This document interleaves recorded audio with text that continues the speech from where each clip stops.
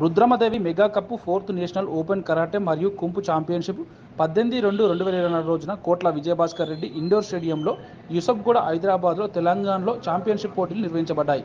ఈ పోటీలకు మహతి విద్యానికేతన్ హైస్కూల్ నుండి 50 మంది విద్యార్థులు పాల్గొన్నారు. ఇందులో 7 మంది విద్యార్థులు బంగారు పథకం, 9 మంది విద్యార్థులు వెండి పథకాలు, గీతా విద్యార్థులు పార్టిసిపేట్ సర్టిఫికెట్ సాధించారు.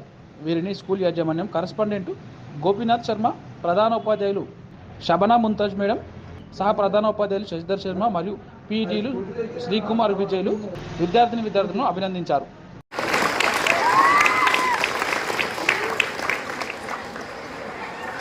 పాఠశాల మొత్తం కూడా ఈరోజు గర్వించదగినటువంటి విషయము. ఎందుకంటే పాఠశాలలో ఉండేటువంటి విద్యార్థులందరూ కూడా హైదరాబాద్లో జరిగినటువంటి కరాటే ఛాంపియన్షిప్, నేషనల్ ఛాంపియన్షిప్లో పాల్గొని బ్రహ్మాండమైనటువంటి మెడల్ సంపాదించారు. ఈ సంపాదించినటువంటి విషయము మామూలైనటువంటి విషయం కాదు. ఎంతోమంది పాల్గొన్నటువంటి అందులోపల సాధించడం అనేటువంటిది గర్వించదగినటువంటి విషయము.